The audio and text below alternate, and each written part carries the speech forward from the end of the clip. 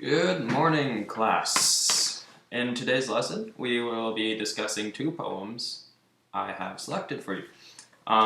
So, first of all, before we jump to the lesson, this is a handout entitled What is a Poem? And we will briefly cover this before we start analyzing the two poems. So, basically, on the sheet, it has a couple things that helps you build your poem. Right here, we have organizing strategies, forms of poetry, and some terminology.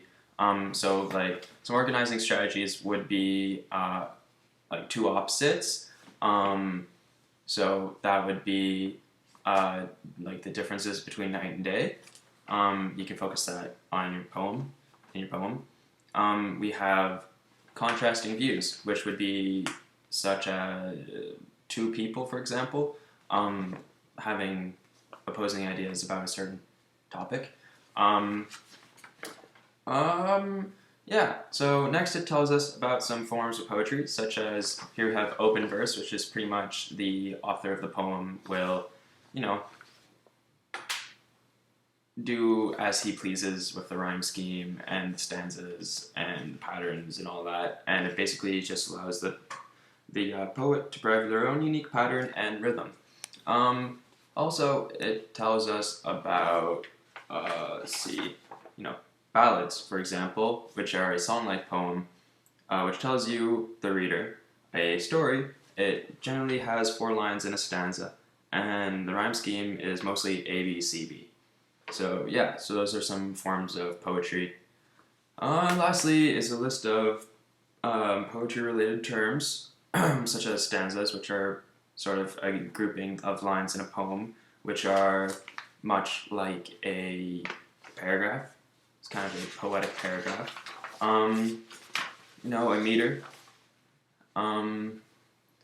So a meter is the laying of words and phrases with the same stress patterns end to end. Poets set up the drum beat by meter, and meter provides the underlying beat of a poem. So that's really an important term to know. Let's see, what else?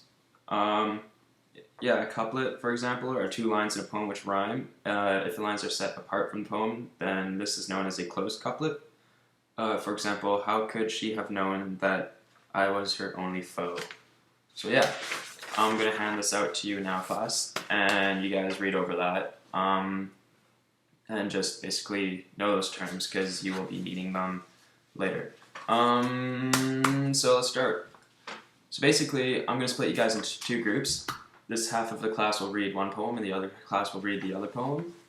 The 2 poems are We Are 7 by William Wordsworth, and the other one is Sonnet 12 by William Shakespeare. Both Williams.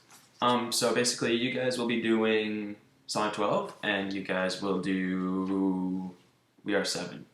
And so, yeah, you guys, I want you to read those, and I want you to, as a group, write down how many stanzas there are, how many lines are in each stanza, and what type of rhyme scheme they are, and what form of poem they are.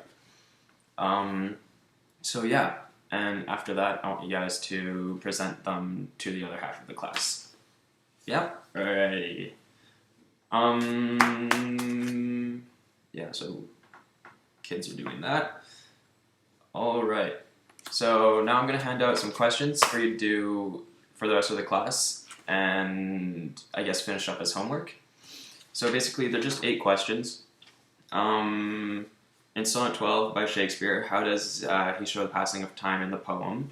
What does Shakespeare mean when he states, nothing against time's scythe can make defense save breed to brave him when he takes thee hence? And the rest of those questions. So you guys can work on that for the rest of the class and finish them for homework. So basically, before you guys leave for at the end of the day at the bell, I want you to go home and write a poem, either a ballad or a sonnet, and I want you to use the terminology that you find in What is a Poem sheet to help you write that poem. And that will be due for next class. Alright guys, have a good day, and I will see you later.